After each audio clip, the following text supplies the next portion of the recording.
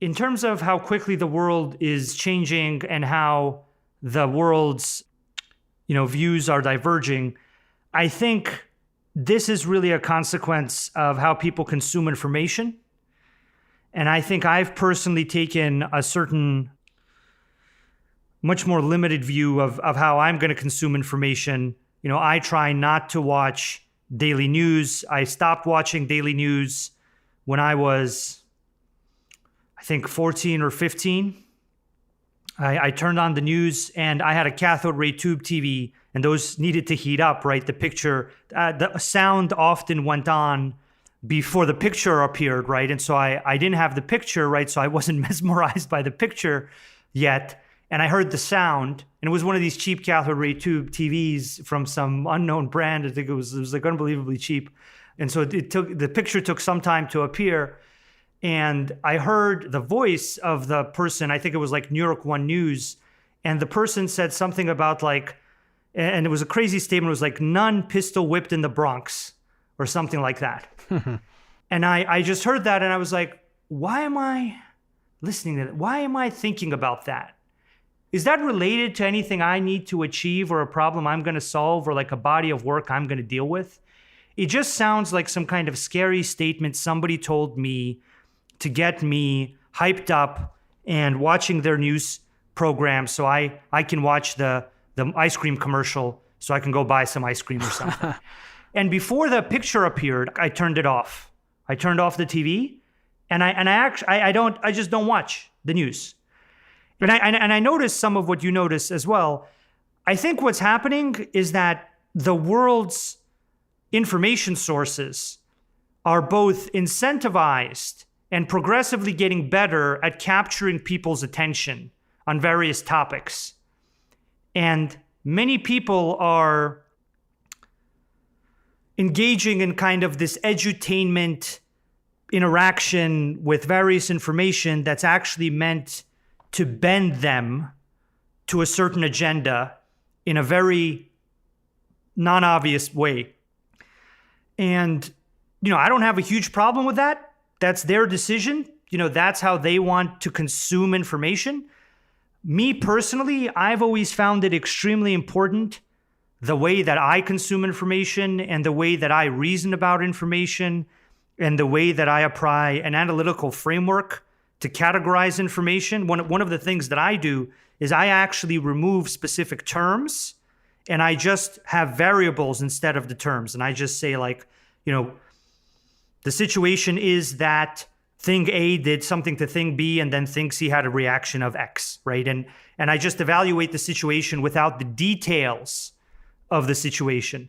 And that's just a device you get from studying philosophy and doing analytical philosophy and abstracting away details to look at the fundamental variables of what's going on in an argument.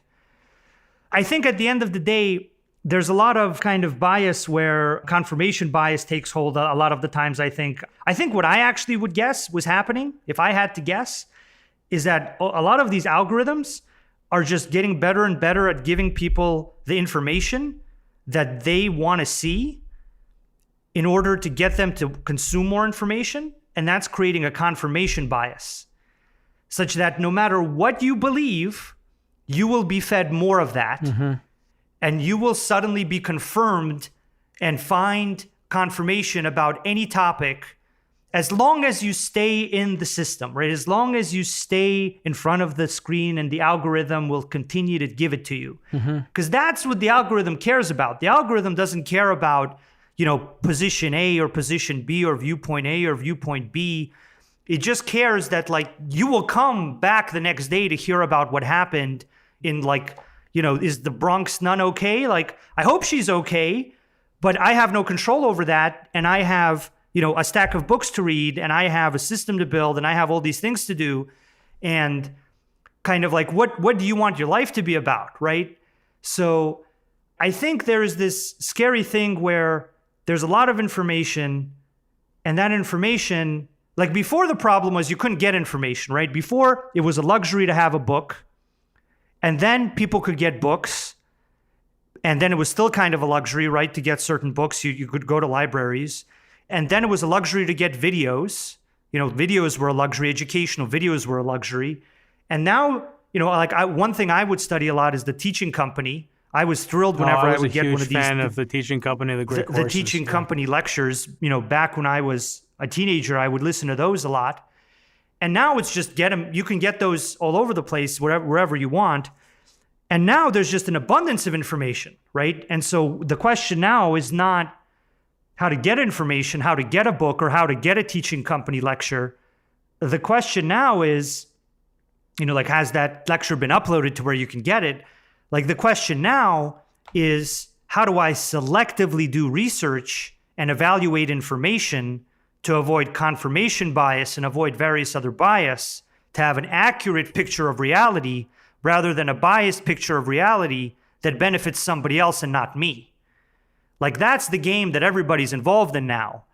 But for some reason, that game is not clear to people.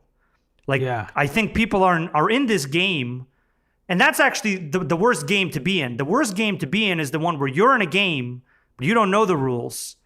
And that's when people really start taking you around the block a little bit. So totally. I don't know what's causing this divergence. I just assume it's how people consume information, because that's where their opinions logically come from.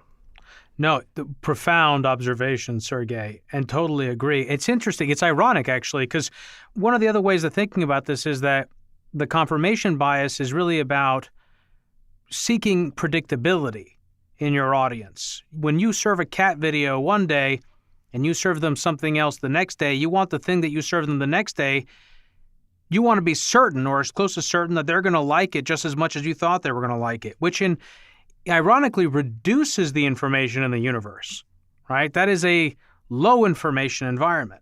It also has a negative impact on the evolution of the cohort that's being led.